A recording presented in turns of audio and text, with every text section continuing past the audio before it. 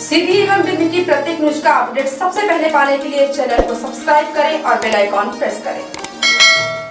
मुख्यमंत्री श्री शिवराज सिंह चौहान द्वारा मुख्यमंत्री किसान कल्याण योजना के तहत उपचुनाव वाले 19 जिलों को छोड़कर से सभी जिलों के 5 लाख किसानों के खाते में प्रथम किस्त की 100 करोड़ रुपए की राशि अंतरित की गई।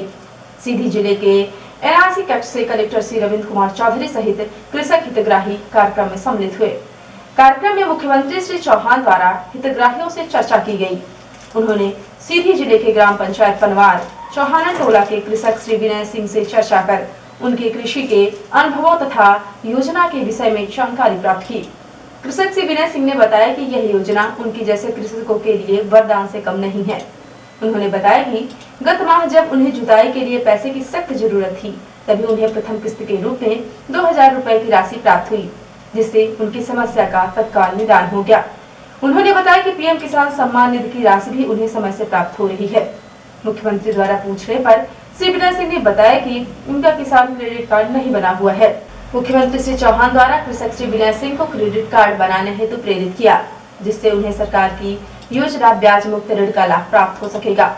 उल्लेखनीय है कि मुख्यमंत्री श्री चौहान द्वारा 26 सितंबर को मुख्यमंत्री किसान कल्याण योजना का शुभारंभ किया गया था, जिसके माध्यम से पीएम किसान सम्मान निधि योजना के पात्र हितग्राहियों को 2-2 रुपए की 2 किस्तों में वर्ष में 4000 रुपए की राशि प्रदान की जाएगी। यह राशि किसान सम्मान निधि योजना के अंतर्गत प्रदान की जा रही है। 6000 रुपए की राशि के अतिरिक्त होगी। प्रथम किस्त प्रत्येक वर्ष 1 सितंबर से 31 मार्च के मध्य तथा द्वितीय किस्त 1 अप्रैल से 31 अगस्त के मध्य प्रदान की जाएगी। सीधी जिले के लिए 1,06,362 कृषकों के लक्ष्य के विरुद्ध 74,353 कृषकों का सत्यापन किया जा चुका है। कलेक्टर श्री रविंद्र कुमार चौधरी द्वारा सभी पात्र कृषकों को योजना का लाभ दिलाने हेतु निर्देशित किया गया है तथा योजना की नियमित समीक्षा की जा रही है। कार्यक्रम में उपखंड अधिकारी गोपत बनास श्री नीलांबर मिश्रा, तहसीलदार लक्ष्मीकांत मिश्रा, अधीक्षक भू अभिलेख श्री शुभेन सिंह, नौकवाधीर सिंह के कृषक श्री जग सिंह, नामदेव पनवार सिंह के श्री जगदीश प्रसाद साहू संबंधित विभागों के अधिकारी उपस्थित रहे। पुलिस अधीक्षक पंकज कुमावत ने फरार आरोपी की गिरफ्तारी पर 13,000 रुपए का इनाम घोषित किया है।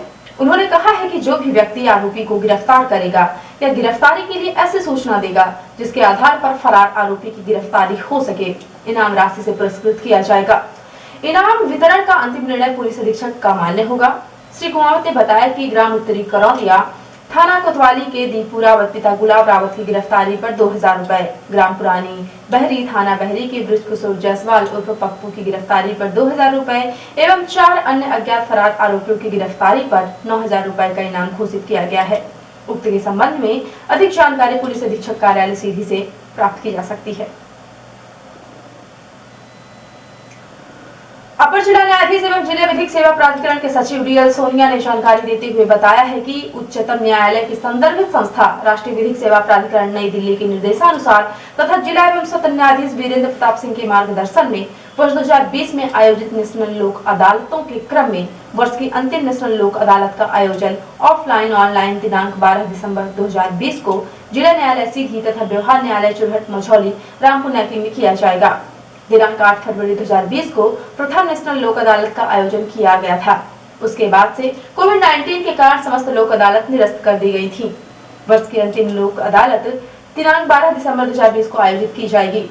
नेशनल लोक अदालत के सफल आयोजन तथा लोक अदालत के माध्यम से अधिक से अधिक प्रकरणों के निराकरण हेतु न्यायिक एवं प्रशासनिक बीमा कंपनियों तथा अधिवक्ताओं से समन्वय स्थापित करने हेतु जिला न्यायाधीश द्वारा कुटुंब न्यायालय के प्रधान न्यायाधीश सुनील कुमार जैन का लोक अदालत का प्रभारी अधिकारी तथा व्यवहार न्यायाधीश वर्ग 1 अशोक कुमार त्रिपाठी को सहायक प्रभारी अधिकारी नियुक्त किया गया है। नेशनल लोक अदालत में न्यायालयों में लंबित राज्य रामायोग आपराधिक प्रकरण, चेक बाउंस के प्रकरण, धन राशि वसूली के प्रकरण, मोटर दुर्घटना प्रकरणों, वैवाहिक एवं पारिवारिक प्रकरणों, श्रम न्यायालयों में लंबित प्रकरणों, अधिनियम से संबंधित प्रकरणों एवं सिविल प्रकरणों का निराकरण किया जाएगा। न्यायालय में लंबित प्रकरणों के अतिरिक्त विद्युत बैंक वसूली, नगरीय निकाय चेक आदि से संबंधित लिटिगेशन प्रकरणों का निराकरण भी नेशनल लोक माध्यम से किया जाएगा। नेशनल लोक अदालत में आपसी समझौता राजीनामा का निराकरण करने से पक्षकारों के समय एवं धन की बचत होती है एवं कोर्ट फीस की भी वापसी हो जाती है। नेशनल लोक अदालतों के संबंध में अधिक जानकारी के लिए जिला विधिक सेवा प्राधिकरण सीधी में संपर्क किया जा सकता है। समय सीमा पत्रों की समीक्षा बैठक में कलेक्टर रविंद्र कुमार चौधरी द्वारा खरीफ उपार्जन 2020 की तैयारियों की विस्तृत समीक्षा की गई। कलेक्टर सी चौधरी ने खरीफ उपार्जन प्रारंभ होने के पूर्व सभी आवश्यक तैयारियां सुनिश्चित करने के निर्देश दिए हैं। उन्होंने सभी उपार्जन केंद्रों में आवश्यक उपकरण की व्यवस्था तथा आवश्यक मानव संसाधनों की व्यवस्था के निर्देश दिए हैं। इस वर्ष बनाए गए 8 नवीन उपार्जन केंद्रों की व्यवस्था पर विशेष ध्यान रखने के निर्देश दिए हैं। कलेक्टर सी चौधरी ने अपने फसल कटाई प्रयोग के अनुभवों को साझा करते हुए कहा कि इस वर्ष धान की फसल का उत्पादन अच्छा होने की संभावना है। ऐसे में किसानों के पंजीयन के आधार पर अनुमानित उत्पादन का आकलन करते हुए वरदानों तथा पर्याप्त भंडारण की व्यवस्था सुनिश्चित की जाए। कलेक्टर सी चौधरी ने समस्त राजस्व अधिकारियों को फसल कटाई प्रयोग करने तथा पंजीयन के सत्यापन के निर्देश दिए हैं। इसके साथ ही कलेक्टर सी चौधरी द्वारा खाद्यान्न पर्चीधारी हितग्राहियों की आधार शीडिंग की कार्यवाही पूर्ण करने के निर्देश दिए गए हैं। अभी भी जिले में लगभग 26,000 हितग्राही की आधार शीडिंग किए जाने हैं। कलेक्टर सी चौधरी द्वारा मुख्यमंत्री किसान कल्याण योजना के सभी पात्र कृषकों के सत्यापन के निर्देश दिए गए हैं।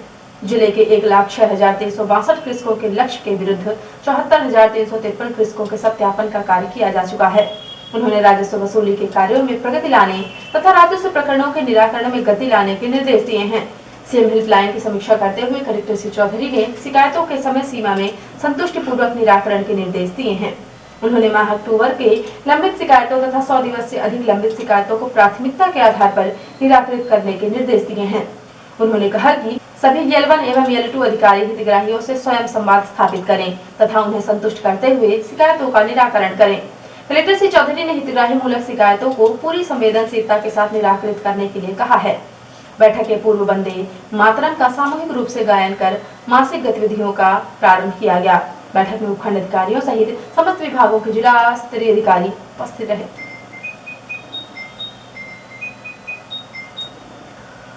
2 नवंबर को मुख्य चिकित्सा एवं स्वास्थ्य अधिकारी सीधी द्वारा जानकारी दी गई कि सोमवार की शाम तक में रैपिड एंटीजन किट द्वारा 149 टेस्ट किए गए हैं। इसमें से फीवर क्लिनिक जिला अस्पताल से 3, सिहावल से 2, रामपुर 2 तथा Rewa medical college virology lab से 35 पॉजिटिव आए हैं। इस प्रकार कुल 42 पॉजिटिव केस की रिपोर्ट प्राप्त हुई है।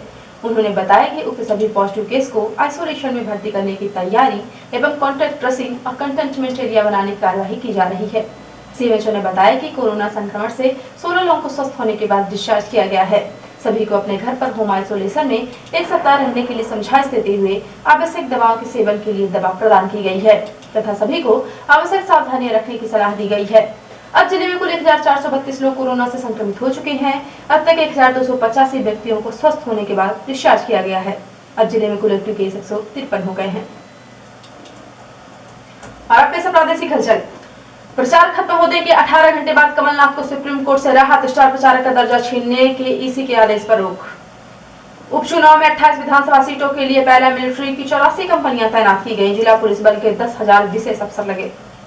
कमलनाथ बोले, लोकतंत्र के इतिहास में गद्दारों का नाम काले अक्षरों में लिखा जाएगा। और 27% ओबीसी आरक्षण पर मध्य प्रदेश हाई कोर्ट की रोक बरकरार। चुनौती देने वाली सभी याचिकाओं पर 9 दिसंबर को अंतिम बहस होगी। और अब पेश राष्ट्रीय हलचल। मथुरा के नंद बाबा मंदिर में 2 मुस्लिमों ने नमाज पढ़ी। 3 दिन बाद FIR दर्ज करे गिरफ्तार। कोरोना के आंकड़ों में फर्जीवाड़ा। गुजरात में केस कम बताने के लिए अफसरों ने पॉजिटिव मरीजों को भी नेगेटिव बताया। राजस्थान में गुर्जर आंदोलन। भरतपुर, करौली समेत 5 जिलों में इंटरनेट बंद। 7 ट्रेनें ड्राइवर 220 बसें रुकी। और गुजरात के सूरत में एक दुकान में बिक रही सोने से बनी मिठाई जिसकी कीमत 9,000 रुपए प्रति किलो। और अब इस प्रमुख हलचल। मुख्यमंत्री किसान कल्याण योजना अंतर्गत प्रदेश के 5 लाख किसानों के खाते में 100 करोड़ रुपए राशि ट्रांसफर। मुख्यमंत्री ने सीधी के कृषक से किया संवाद। पुलिस अधीक्षक पंकज कुमावत ने फरार आरोपी की गिरफ्तारी पर 13,000 रुपए का इनाम किया घोषित। 12 दिसंबर को होगा नेशनल लोक अदालत का आयोजन। समय सीमा पत्रों की समीक्षा बैठक में कलेक्टर रविंद्र कुमार चौधरी ने की खरीफ उपार्जन 2020 की तैयारियों की विस्तृत समीक्षा। और जिले में फिर मिले 42 नए कोरोना संक्रमित मरीज। 6 व्यक्तियों ने जीती कोरोना से जंग। जिले में कुल एक्टिव केस हुए 153। तो ये थी आज की प्रमुख हलचल। यदि आप न्यूज फेसबुक पर देखते हैं तो पेज को लाइक और फॉलो करें। यूट्यूब पर देखते हैं तो चैनल को लाइक, शेयर और सब्सक्राइब करना बिल्कुल ना भूलें। आप किसी भी न्यूज को तत्काल पढ़ने के लिए लॉग इन करें www.ntvindianews.com। सीधी एवं बिंदी की प्रत्येक न्यूज का अपडेट तुरंत अपने फोन पर पाना चाहते हैं तो आप प्ले स्टोर से हमारा app NTV India News download करें और जुड़े रहे अपने आसपास की समस्त गतिविधियों से NTV India News के साथ। नमस्कार।